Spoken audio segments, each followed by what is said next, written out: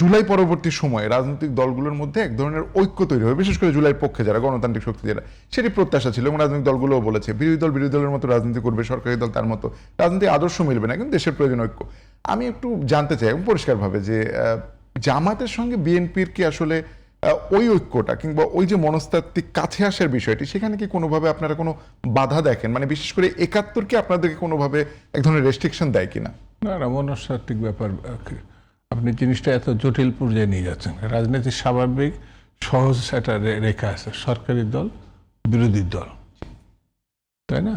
তো সরকারি দল হিসেবে এখন আছে বিএনপি, বিরোধী দল হিসেবে জামাত, আনুষ্ঠানিক বিরোধী দল, আরেকটা মানে 11 দলীয় জোটের আরেকটা ইয়ে আছে এনসিপি, তারাও কিছু সিট আছে, তারা জামাতে ইসলামের সঙ্গে আছে।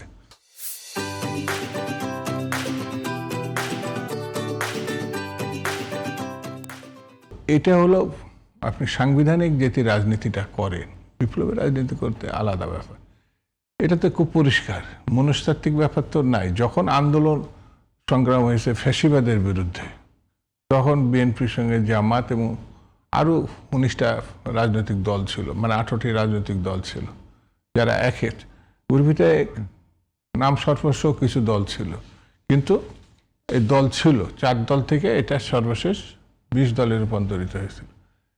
তো সেই সময়ও ঘটনা, মানে জামাতের সঙ্গে কেন বিএনপি গেল, এই ধরনের প্রসঙ্গ ওই সময় রাজনীতিবিদ। এটা হলো জাতীয় দৃষ্টিভঙ্গি, ফ্যাসিবাদ বিরোধী একটি সম্মত একটি রাজনৈতিক ঐক্য। সেখানে জামাতের রাজনীতি করে, বিএনপি রাজনীতি করে, অন্যান্য রাজনৈতিক দলগুলো সেটা বড় হোক ছোট হোক, তারা তাদের আদর্শ উদ্দেশ্য একটা আছে বলে তারা একটা করছে। তো জামাতের সঙ্গে বিএনপির প্রতিদ্বন্দ্বিতা থাকবে হচ্ছে ইলেকশনে গিয়ে। যদি আবার মনে হয় যে সেখানে আওয়ামী লীগ থাকে, তখন আবার জামাত আর আওয়ামী লীগের ভূমিকাটা কি হতো সেটা আওয়ামী লীগ থাকলে তখন বলা যেত, কিন্তু যেহেতু ছিল না, এখানে স্বাভাবিক কারণে বিএনপি জামাত বা অন্য দলগুলো তাদের মতো করে, এখানে ফ্রন্টের রাজনীতি হয় নাই। তো সেই জন্য আমার কাছে যেটা মনে হয়েছে যে গণতান্ত্রিক বিবেচনায় ভিন্ন মত ভিন্ন দৃষ্টিভঙ্গি থাকার পরও সহনশীল একটি অবস্থা থাকে, সেই কারণে তো আমরা গণতন্ত্র পছন্দ করি এবং সেটাকে সামনে নিয়ে আসি। না, যেহেতু সংসদে এবং সব জায়গায় আমরা দেখি যে মানে বিএনপির পক্ষ থেকে জামাতকে যখনই আক্রমণ করা হয় বা সমালোচনা করা হয় সংসদীয় বিতর্কে, তখন কিন্তু ৭১ বারবার এসছে। এবং আমি সবশেষে একটু কেন বললাম, কোট করি যে গতকাল রাওয়া ক্লাবে একটা প্রোগ্রাম ছিল, সেখানে মুক্তিযোদ্ধা মন্ত্রী বলেছেন যে আমরাও আসলে ঐক্যের বাংলাদেশ গড়তে চাই, সেখানে জামাত যদি একটু তার ৭১-এর ভূমিকা নিয়ে ক্ষমা প্রার্থনা করে তাহলে আমাদের জন্য সুবিধা হয়। এ বিষয়ে আপনার মন্তব্য শুনে 1 মিনিট আমরা শেষ করব। জামাত এই ব্যাপারে বহুবার তার অবস্থান ক্লিয়ার করেছে, ক্ষমাও চেয়েছে। এরপরে আর কীভাবে চাইতে হবে, তাহলে মাননীয় মন্ত্রী মহোদয় যদি লিখে দিয়ে দেন যে এই ভাষায় এইভাবে চাইতে হবে, তাহলে পরবর্তীতে আমরা বিবেচনা করব।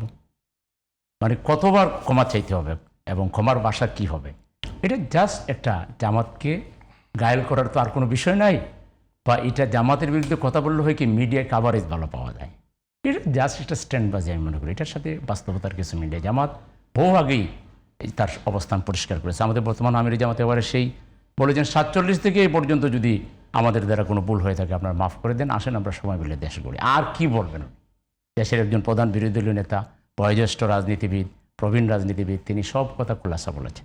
অতএব এগুলো নিয়ে এখন যারা করতে চায়, এরা মূলত আওয়ামী লীগের খুশি করতে চায়। এটা আওয়ামী বয়ান, এটা ভারতীয় বয়ান, এটা বাংলাদেশি বয়ান নয়।